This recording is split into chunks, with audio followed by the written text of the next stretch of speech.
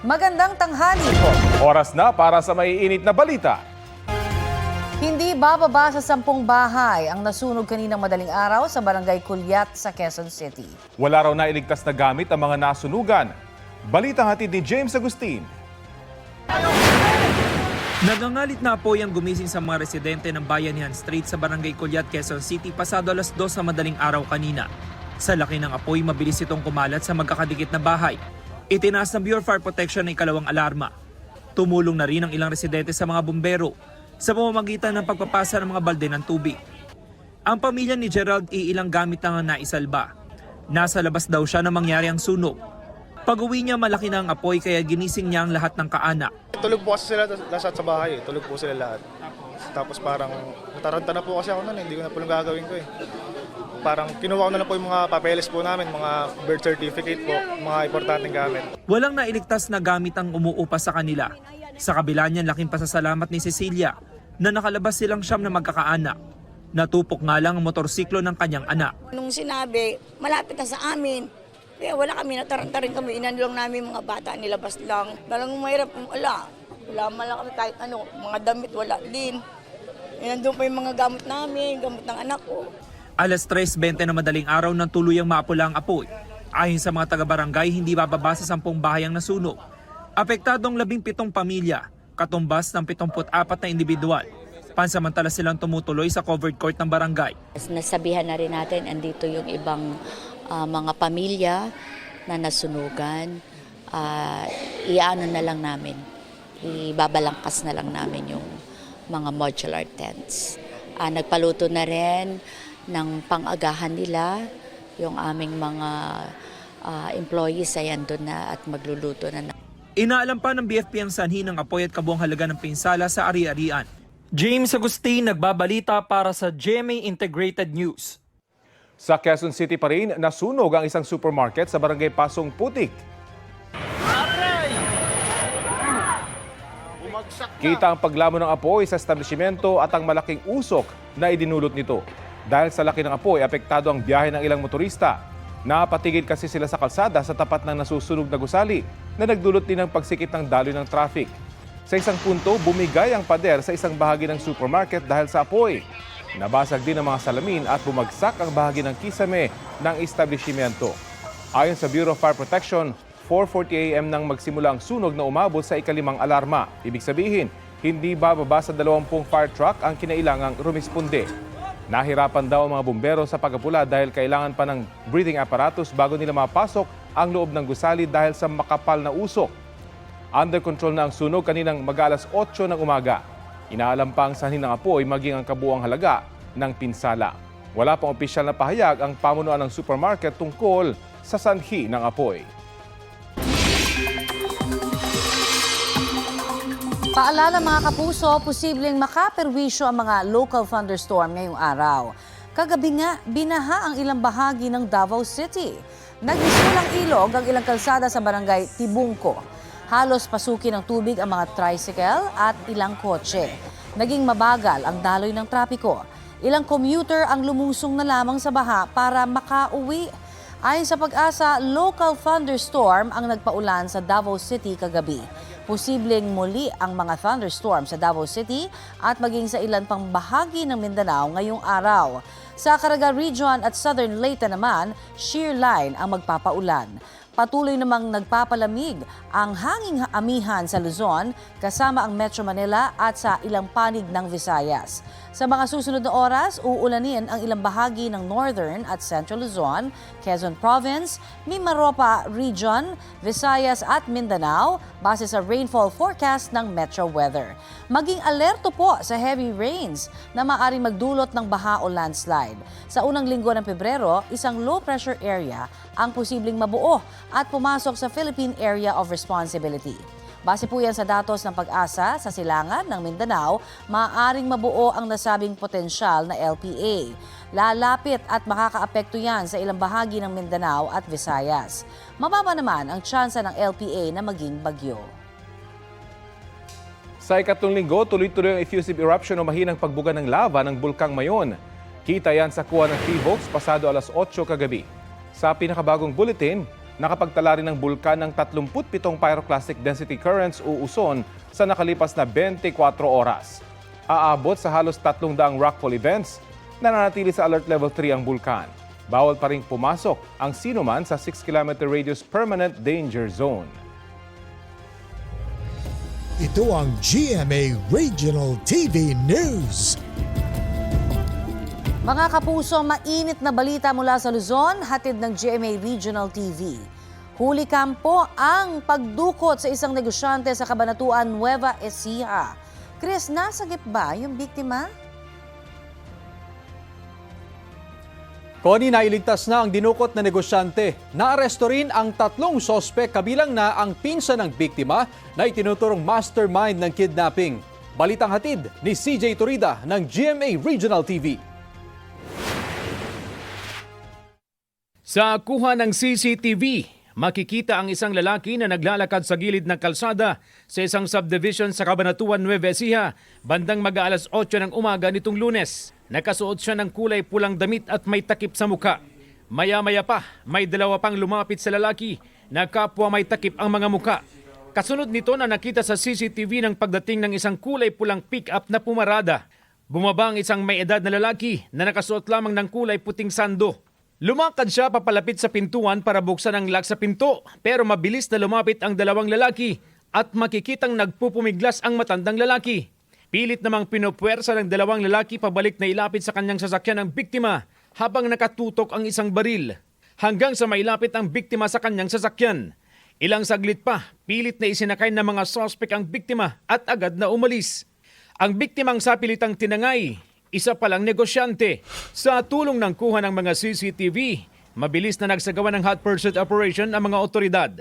Through backtracking is natagpuan natin yung subject sa San Miguel, Bulacan. Natuntun at nasagip nila ang dugo ang biktima sa barangay Bacod Bayan, gayon din ang sasakyan ng biktima na inabandona ng mga sospek. Agad na dinala ang biktima sa ospital na ngayon ay ligtas na sa kapahamakan. Sunod-sunod namang naaresto ng mga pulis ang 3 sospek sa magkahiwalay na operasyon sa Nueva Ecija at San Miguel, Bulacan. Isa sa mga sospek ang itinuturong mastermind na napag-alamang pinsan ng biktima.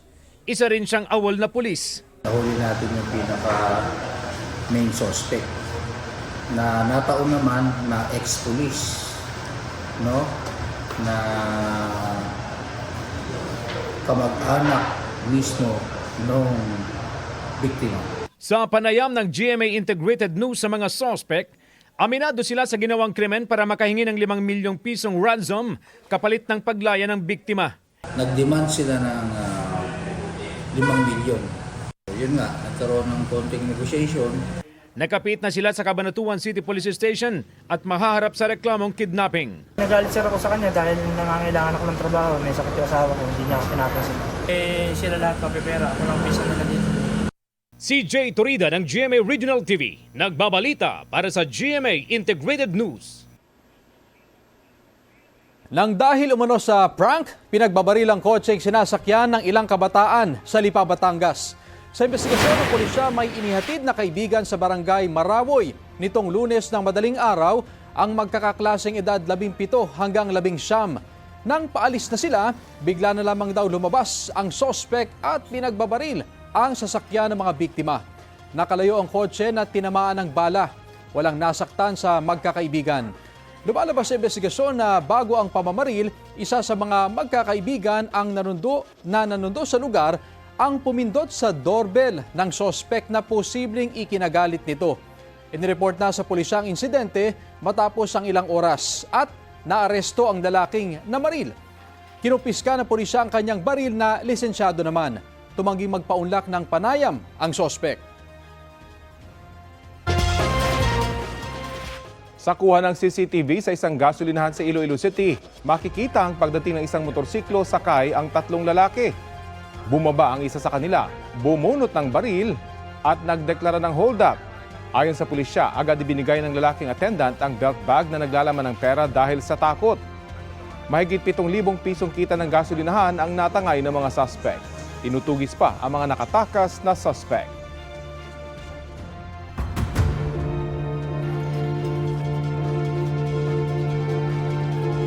Ipinatatawag ng Department of Justice sina Senador Jinggoy Estrada, dating Senador Bong Revilla, dating DPWH Secretary Manuel Bonoan at iba pa kaugnay sa magkakahiwalay na reklamong plunder laban sa kanila. Nag-issue ng subpoena ang Justice Department at pinahaharap ang mga respondents sa February 2 at 12 para sa preliminary investigation. Hinihintay na lang daw ng kagawaran na makumpleto ang receiving copies ayon kay DOJ spokesperson Attorney Polo Martinez. Wala pang pahayag ang mga personalidad na tinukoy pero dati na nilang itinanggi ang aligasyon. Si Revilla kasalukuyang nakakulong sa New Quezon City Jail Male Dormitory para sa kasong malversation kaugnay sa halos 93 million pesos flood control project sa Pandi, Bulacan. Kahapon, isinama na siya at ang mga kapwa-akusado sa kaso sa ibang preso matapos ang isang linggong medical quarantine. Ayon sa BJMP, nasa hiwalay na selda si Revilla sa iba pang mga akusado sa questionableng flood control projects. Hindi pinayagan ng Sandigan Bayan 6th Division na tumistigo ang dalawang cashier ng DPWH Mimaropa laban sa mga dating katrabaho na akusado dahil sa substandard umanong dike project sa Oriental Mindoro. Hiniling ng prosekusyon na iharap sana ang dalawang cashier para sa bail hearing ng 9 na dating kasamahan nila na nahaharap sa kasong malversation. Testigo sana ang dalawang cashier na na-authorize nila ang pagbayad ng DPWH Mimaropa sa contractor na SunWest Incorporated na iniuugnay kay dating Congressman Zaldico. Tinutunan ito ng defense team at sinabing hindi na isama ang dalawang cashier bilang mga witness sa pre-trial brief. Kinatigan ng mga maestrado ang mosyon ng depensa. Matapos ang pagdinig, sinabi ng prosekusyon na pandagdag lang sana sila o nila ito sa mga nauna ng testimonya at hindi malaking kawalan sa kanila. Simula sa Lunes, February 2, tatalakayin ng House Committee on Justice kung sufficient in form and substance ang dalawang impeachment complaints laban kay Pangulong Bongbong Marcos.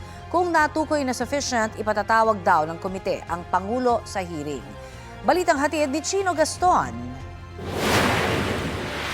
Ang impeachment complaint laban kay Pangulong Bongbong Marcos na inihain ng abogadong si Andre De Jesus at ang ikalawang reklamo ni Teddy Casino, Liza Maza, Renato Reyes at iba pang individual, pagsasamahin ng House Committee on Justice at tatalakayin para matukoy kung sufficient in form and substance. Sisimulan yan sa Lunes at 2 ng Pebrero. Kung sufficient in form and substance, isasagawa na ang hearing kung saan ipapatawag ang mga complainant, mga witness at si Pangulong Marcos na tumatayong respondent. Ito raw ay para hindi na maulit ang isa sa mga basihan ng Supreme Court decision sa pagdedeklarang unconstitutional ang impeachment complaint noon laban kay Vice President Sara Duterte na hindi nila nabigyan ng pagkakataong sumagot sa mga aligasyon. Paano kung hindi dumating yung respondent? It is actually his prerogative whether to come or not to come. Because just like any other respondent, this participation during the hearing is part of the right to due process. Mahalaga din na sagutin niya para maliwanagan ng taong bayan dahil nakikita ko dun sa ang pinakamahalagang sagutin niya yung allegations ng Makabayan Black na talagang nagkaroon ng problema yung 2023, 2024, and 25 national budget. Hindi kasama ang reklamo sana ni na dating Congressman Mike Defensor at Attorney Ferdinand Topacio na dinala noong January 22 pero hindi tinanggap dahil wala ang Secretary General. Dinala rin yan pero walang kongresistang gustong mag-endorso dahil tinakot umano ayon sa grupo. Alinsunod sa konstitusyon, may 6 na pong session days ang Justice Committee para tukuyin kung may probable cause o matibay na basihan para ituloy ang impeachment. Wala pang tugon ng Malacanang kung dadalo si Pangulong Marcos sakaling ipatawag ng Justice Committee. Pero handaan nila ang Pangulo na makipagtulungan at magsumiti ng mga dokumento kung kailangan. Iginagalang daw ng Pangulo ang proseso ng impeachment at ang trabaho ng Kongreso. Pero muling idiniin ng palasyo na hindi lang ang Pangulo ang apektado nito. Hindi lang ang Pangulo maapektuhan, kundi mismo ang bansa at ang ekonomiya. Suportado naman ng palasyo ang desisyon ni House Majority Leader Sandro Marcos na hindi lumahok sa anumang diskusyon o debate kaugnay ng impeachment laban sa kanyang ama. Dahil nai-refer na sa Justice Committee ang dalawang reklamo para sa ilang eksperto, may tuturing ng initiated o nasimulan ang impeachment complaint laban sa Pangulo. Ang probisyon sa konstitusyon, isang beses lang maaring magpasimula ng impeachment proceeding laban sa mga impeachable official tulad ng Pangulo sa loob ng 1 taon. Ayon kay dating Supreme Court Associate Justice Adolf Azcuna na isa sa mga nagbalangkas ng 1987 Constitution. Bagaman wala silang isinulat sa konstitusyon kung kailan nagsisimula ang 1-year ban, ang pag-refer daw sa House Committee ay simula na ng pagtakbo ng 1-year ban. We allow the House to adopt rules to implement the provision. Na-initiate na yung impeachment proceedings against the President by the referral to the Committee of two complaints. So that starts the ban, the 1-year ban already. So any further complaint has to be filed initiated after 1 year.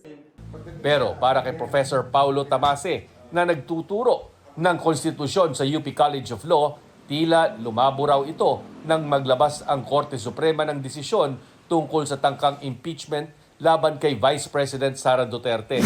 Ang indication ng Korte Suprema doon ay nagsisimula ang 1-year bar rule mula sa dismissal ng kaso ng impeachment.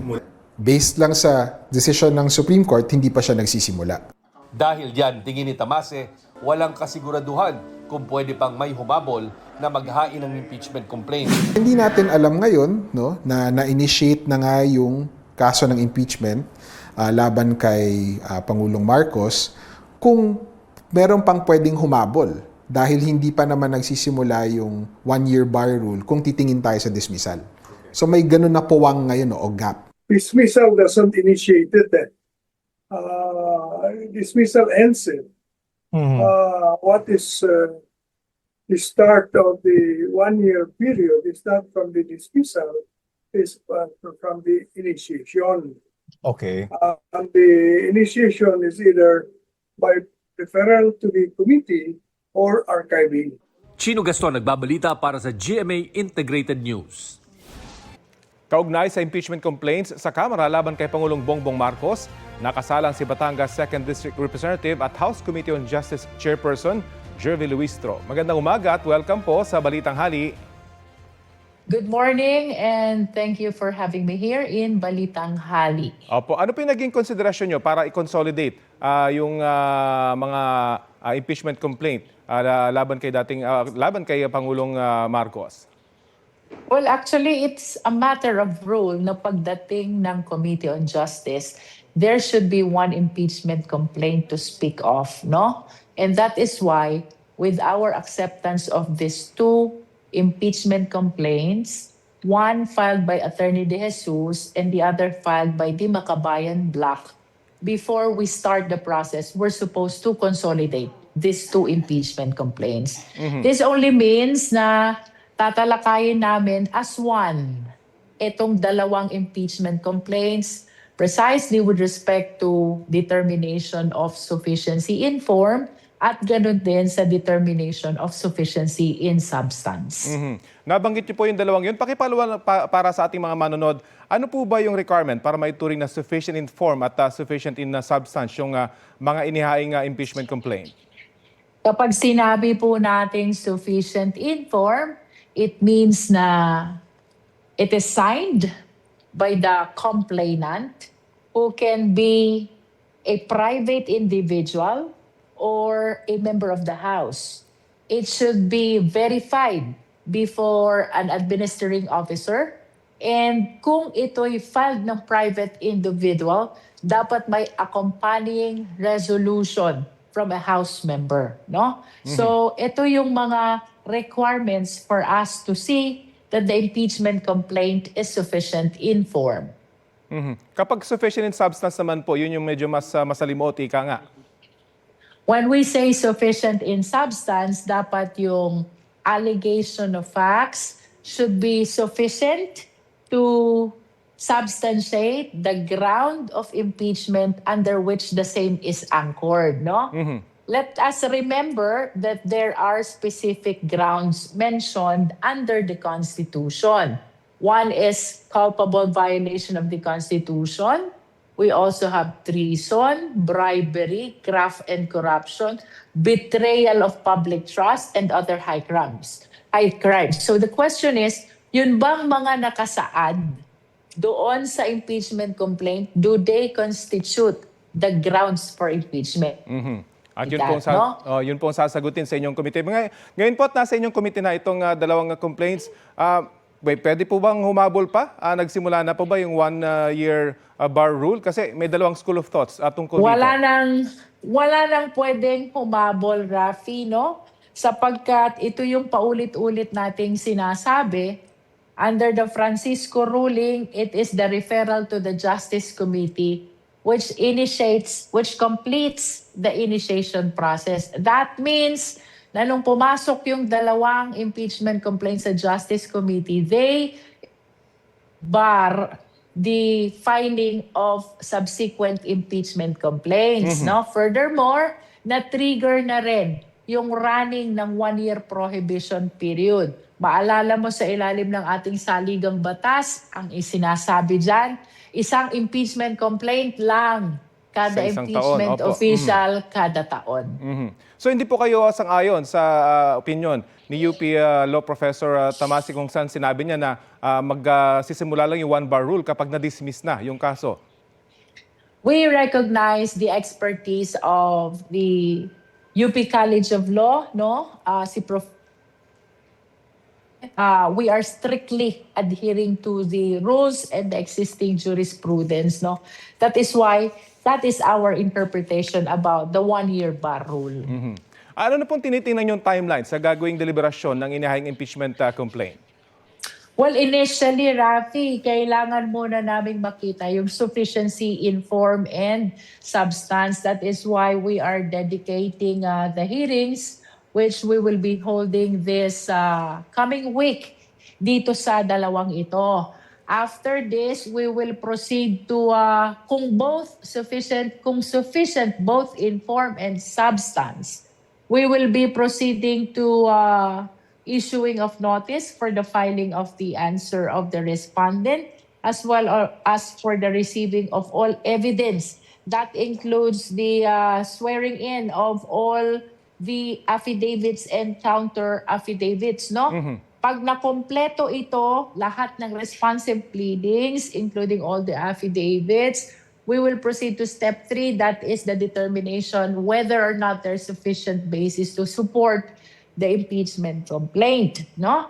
After that, we will proceed to step 4, that is the hearing proper. Doon sa hearing proper naman, iimbitahan na natin yung complainants, witnesses, and even the respondent. Okay.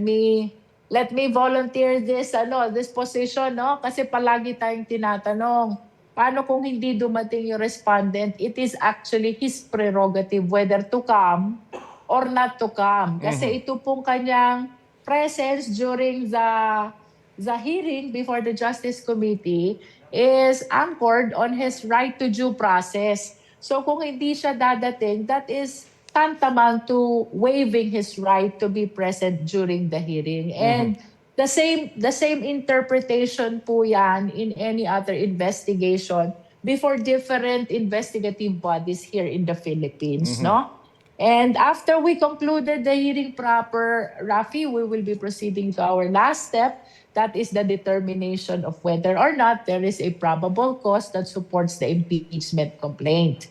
Whatever is the decision of the Justice Committee, we will be submitting our committee report to the plenary, which will be subject to the approval of at least 1/3 of all the members of the House. Malinaw po. Paano naman po pagka nagkasabay itong complaint naman na posibleng ihain next week laban kay Vice President Sara Duterte? Paano po ito i-manage na inyong komite?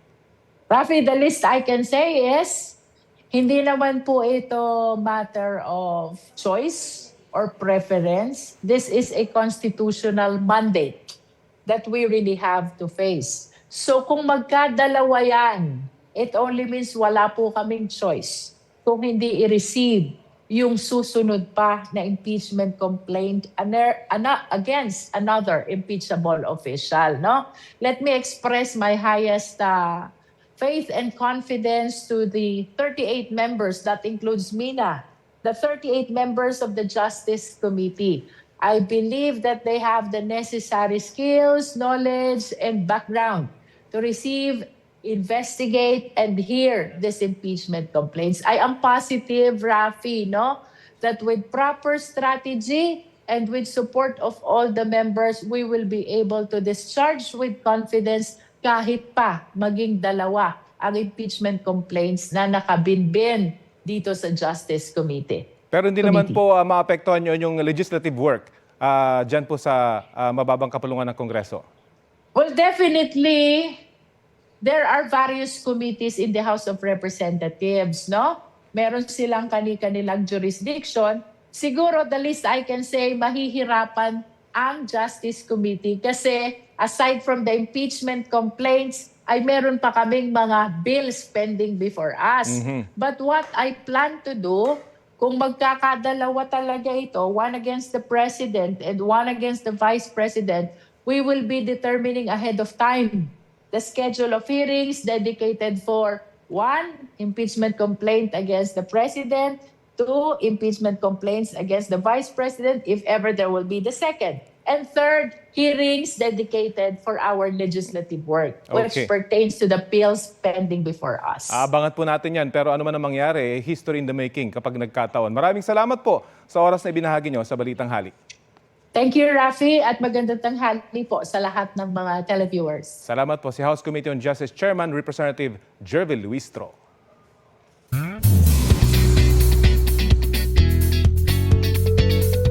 Wednesday latest mga mare, pumasada kahapon ang Tirada Express ng upcoming Kapuso series na Never Say Die. Sakay ng bus na dumaan sa ilang kalsada sa Quezon City, ang cast nito na sina Jillian Ward, David Licauco, Rahil Birria at Kim Jisoo na sinurpresa ang ilang pedestrian at motorista. Matapos yan, dumiretso pa sila sa media launch kasama ang iba pang cast. Gaya nina Winwin Marquez, Annalyn Baro, Ayen Munhi Laurel, Angelo De Leon, Raymart Santiago at Richard Yap. Mapapanood na ang Never Say Die simula February 2, 8:55 p.m. sa GMA. Give way to the authority ambulance. Huli cam sa gitna ng traffic, nabundol ng ambulansya ang babaeng yan na tumatawid sa Batasan, San Mateo Road sa Quezon City. Natumba at gumulong ang babae sa kalsada at halos pumailalim sa motorsiklo ng video uploader. Wala sa pedestrian lane ang babae.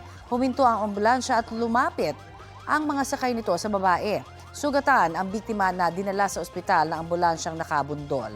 Kinumpirma ng barangay ang PID-1 sa San Mateo, Rizal na kanila ang ambulansyang nakabundol sa viral video. Wala pa silang pahayag ukol sa mismong insidente, pati ang biktima. Ingat po sa mga kausap online. Hinahanap ngayon ng isang kawatan sa Quezon City na nagnakaw na nga ng gadgets. Sinubukan pang manghingi ng pera sa mga kakilala ng nabiktima niya. Alamin ang nabistong modo sa balitang hatid ni James Agustin para wag maging biktima. Masdan ang lalaking ito na nakaupo sa loob ng SPED Center sa Novaliches, Quezon City kahapon ng umaga. Tila kumukuha siya ng tiyempo habang nakatingin sa mga magulang na naghihintay sa kanilang mga anak. Maya-maya pa bigla niyang kinuha ang 2 gadget na nakapatong sa mesa. Kalauna na-discover ng babaeng empleyado ang pagnanakaw. Pagbalik ko po sa table po galing CR, may magbabayad po na parent. Need ko po yung cellphone sa tablet. Paghanap ko po, wala na po. Pumasok po ako sa bawat room, nagtanong po ako sa mga teacher kung nakapunta po sila sa table ko. Lahat po nagsabi wala. Tapos then po, nireview nila CCTV, may pumasok po na isang tao. Natangay na sa lari ng cellphone ng empleyado at tablet na pagmamayari ng SPED Center. Nagkakahalaga ang mga ito ng halos 20,000 piso. Yung tablet po, lahat po kasi ng files na center nandun po. Yung cellphone ko po, personal matters po siya. Lahat ng contacts ko po kasi nandun. Ang mas masaklap, ginamit pa ng salari ng cellphone para ma-access ang messaging app ng biktima. Nagpadala siya ng mensahe sa ilang kaanak at kaibigan para makahingi ng pera. Nakuna ng salarin sa CCTV ng isang sari-sari store kung saan niya hiningi ang contact number ng e-wallet para doon isend ang pera at makapagpa-cash out siya. Isa sa mga muntik ng maloko ang pamangkin ng empleyado. na nagtaka na raw nung una sa tila hindi pangkaraniwang mensahe na galing sa kanyang tiyahin. Nakumpirma niya na hindi ang kanyang tiyahin ang ka-chat nang tinawagan na niya ang kanyang nanay. In-entertain ko siya na yun nga, nanghihiram siya ng 1K. Tapos sabi ko sa kanya, sige, ano. Tapos nung kumbaga kinakagat niya rin yung sinasabi ko. Di na, tapos sabi niya, okay lang ba na, na 1.5 na i-send mo sa akin? Sabi ko, sige, okay lang. Biniro ko pa siya na yun ba yung number mo, yung dati pa rin? Yun. Tapos nung sabi niya, hindi, nagpapalit na ako ng number. Tapos nung yun, may sinay siya sa akin ng number. Tila nakatunog daw ang salari ng tawagan na ng pamangkin ang ibinigay na number. Inutusan pa nga raw ng salari ng may-ari ng sari-sari store na wag itong sagutin. Hanggang sa umalis na ang salarin at sumakay ng jeep. Nai-report na ang insidente sa Barangay Santa Monica at Novaliches Police Station. Sabi ng mga taga-barangay, hindi nila residente ang salari. Pinagtatanong po niya kung kilala po namin yung pinakita nilang picture, larawan. Pinagtanong ko po sa aming mga kasamahan sa nasasakupan po namin. Hindi po namin kilala yung suspect po. Posible pong dayo lang po. Ang pulisya naman nagkasana ng follow-up operation. Nagbabacktrack na rin sila sa mga kuha ng CCTV para matukoy ang pagkakakilanlan ng salari.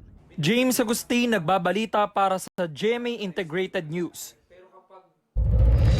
Ito ang GMA Regional TV News. Balita sa Visayas at Mindanao mula sa GMA Regional TV. Sugatan ang isang lalaki sa Naga, Cebu matapos masaksak. Cecil, ano nangyari? Rafi, umawat lang sa away ang biktima nang bigla siyang saksakin ng isa sa mga nag-aaway. Base sa investigasyon, nakikipag-inuman ang sospek sa kanyang anak at mga kaibigan sa tapat ng bahay ng biktima. Maya-maya ay nagtalo ang bayaw ng biktima at ang anak ng sospek na dati na raw may alitan. Nagising ang biktima dahil sa ingay. Nang lumabas siya at umawat, doon na siya sinaksak ng sospek gamit ang ice pick. Tinamaan siya sa kaliwang braso. Nagpapagaling siya ngayon sa ospital, habang hinahanap naman ang sospek na tumakas matapos ang insidente. Lumikas ang mga residenteng nakatira malapit sa baybayin sa Sultan Kudarat. Kasunod ng magnitude 5.7 na lindol, pasado 1:00 ng madaling araw kanina. Ayon kay News Trooper Naif Abay, pumunta sila sa tinatawag na Kilometer 1 ng Barangay Nalilidan na mas mataas at malawak na lugar. Wala pong inilabas na tsunami alert ang PHIVOLCS. Patuloy ang paalala ng mga otoridad sa aftershocks. As of 6 a.m., mahigit 1,400 aftershocks na ang naitala mula sa main shock na may epicenter na mahigit 50 kilometro sa timog kanluran ng Kalamansig. Kabilang naman sa pinakabagong aftershock ang magnitude 5.1 kaninang pasado 9:00. Nagpapahinga pa rin si Pangulong Bongbong Marcos matapos magkaroon ng diverticulitis, ayon kay Executive Secretary Ralph Recto. It's only natural for the doctors to tell him to take a week rest. But there's nothing to worry about? Nothing to worry about. I think in the next few weeks, the president will be fully recovered. Si Recto ang humalili sa Pangulo na dadalo dapat sa pagpupugay 2025 parangal sa mga lingkod sa Malacanang ngayong umaga. Sabi ni Recto, may private meetings pa rin ang Pangulo at pumipirma ng iba't ibang dokumento.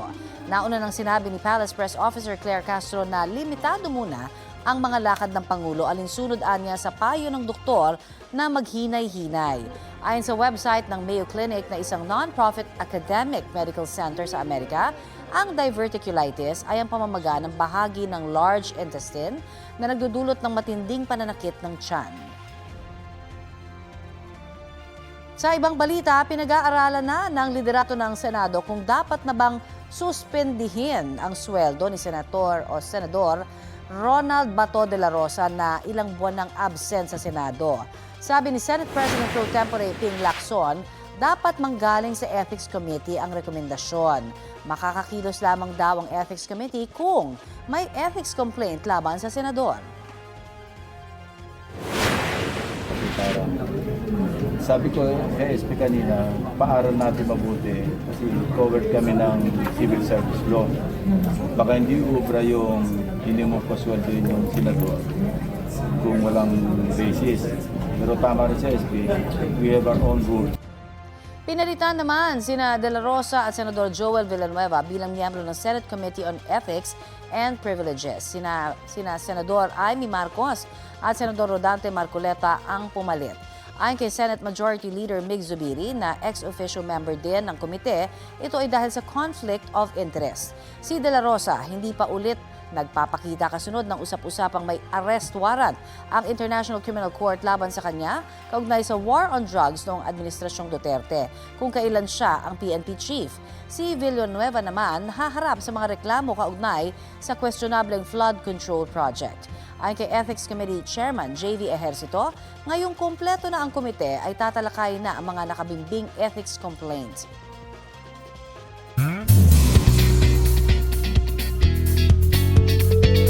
Getting ready na para sa kanyang first ever triathlon si Asia's multimedia star Alden Richards. Sasabak si Alden sa Ironman 70.3 race sa Davao sa March. Sa trio relay event nakatoka si Alden sa cycling leg. Gunning for podium finish daw sila ng teammates kaya ile-level up ni Alden ang kanyang cycling skills para sa 56-mile bike race track sa Davao City Coastal Road. Chika ni Alden sa inyong mare, up for the challenge siya kahit nalalapit na ang pagsisimula ng Stars on the Floor Season 2.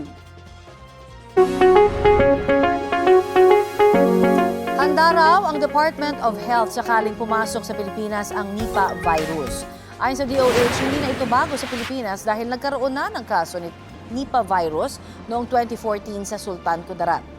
Mula noon ay hindi na raw ito muling na-detect sa bansa. Sa West Bengal sa India, may 5 kumpirmadong kaso ngayon ng nasabing sakit na posibleng magdulot ng pamamaga ng utak.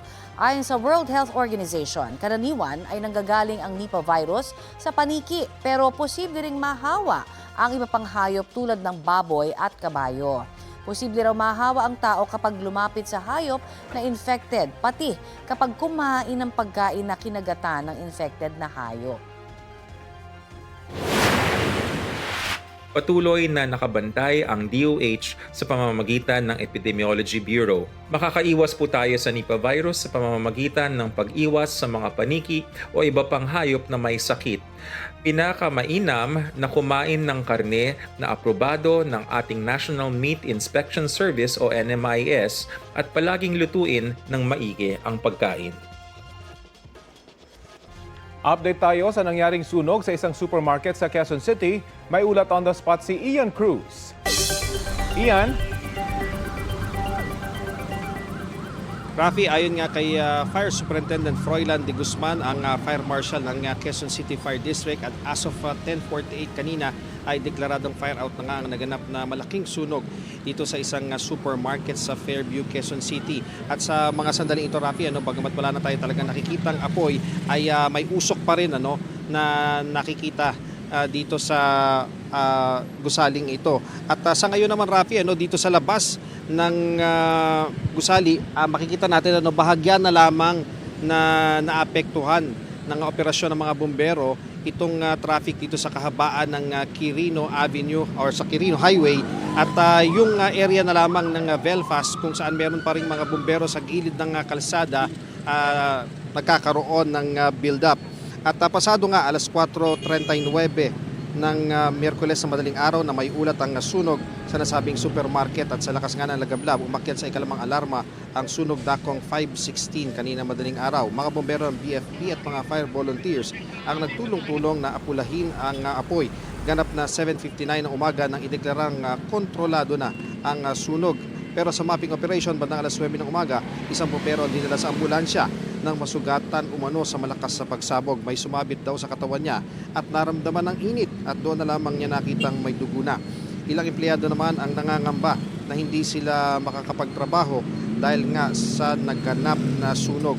Delikado pa siyempre ang pagpasok sa loob kahit nga yung bubong sa gusali ay bumagsak sa tindi ng init na nilikhahan ng mga malalakas na apoy. Sabi ng PFP Quezon City, patuloy pa inimbestigahan ang pinagmulan ng sunog at ang halaga ng natupok na ari-arian.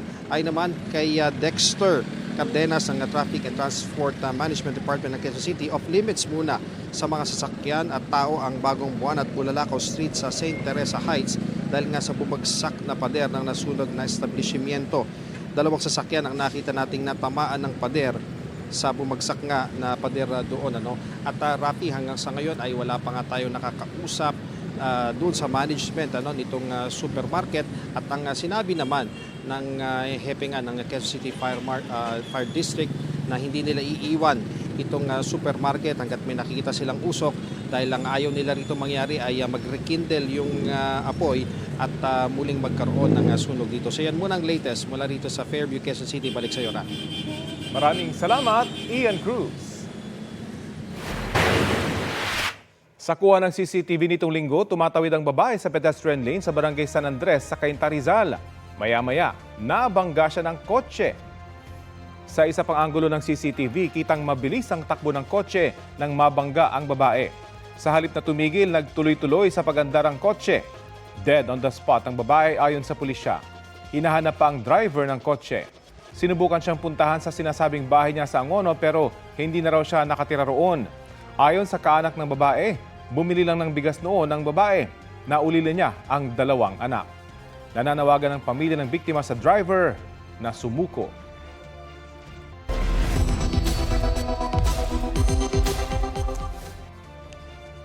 May babala ang Department of Social Welfare and Development sa isang AI-generated video tungkol sa pamimigay raw ng nabubulok na relief goods ng gobyerno. Ayon sa DSWD, hindi yan totoo.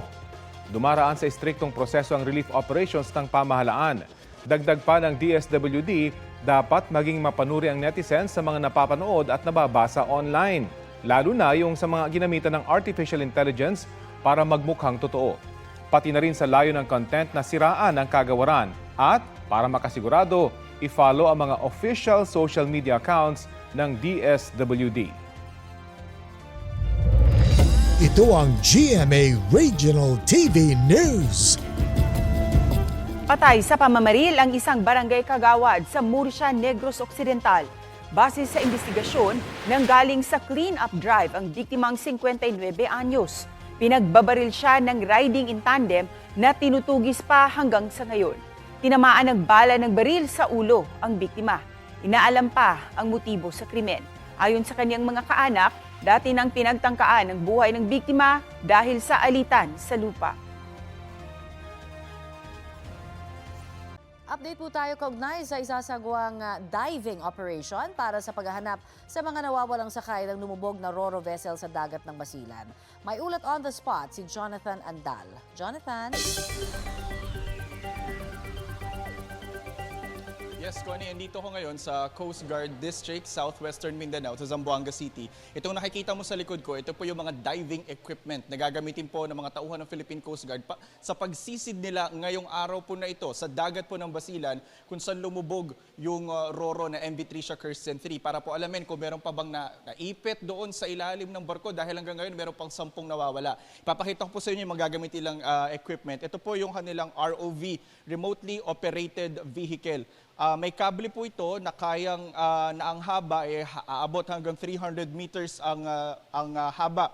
So pwede po yan bumaba doon sa ilalim ng dagat. Yung lalim po nung pinaglubugan ng ro-ro ay nasa 76 meters. So kakayanin po nitong ROV nito. Tapos meron po yung controller, merong screen kung saan makikita ng operator yung mga nakikita nitong ROV. Tapos ito naman po yung underwater scooter. So ito yung kanyang handle, dito hahawak yung mga diver para ito yung hihila sa kanila doon sa ilalim ng dagat para less na yung kanilang pagpadyak. Ito naman po yung mga oxygen tank na gagamitin po ng mga diver natin.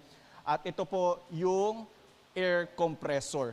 Connie, sa ngayon ay nandito na po sa Zamboanga City yung 19 na technical divers ng Philippine Coast Guard, pati isang ROV operator na siya pong pupunta na doon mamaya sa may dagat ng Basilan, sakay po ng BRP to Bataha para nga po magsagawa ng search operation doon sa area.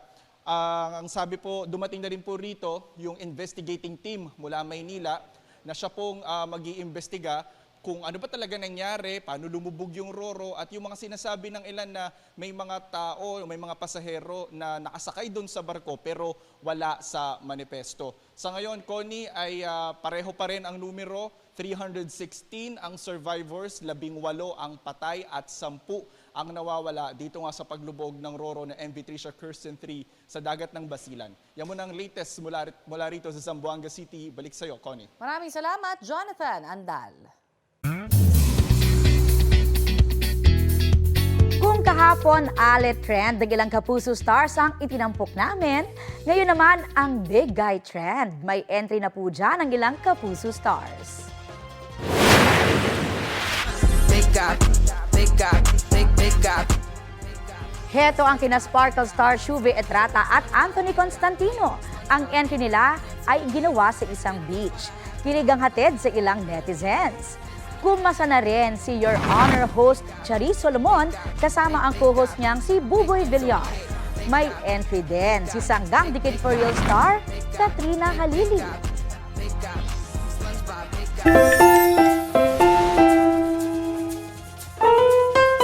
Sina nanay at tatay automatic nakatuwang ang mga anak sa gawaing bahay. Yung tipong paabot nga ng ganyan o itutok mo ang flashlight. Nakaka-relate ako dyan ha. Ang Oo isang nga. lalaki naman sa Davao Oriental may kakaibang katulong sa gawain.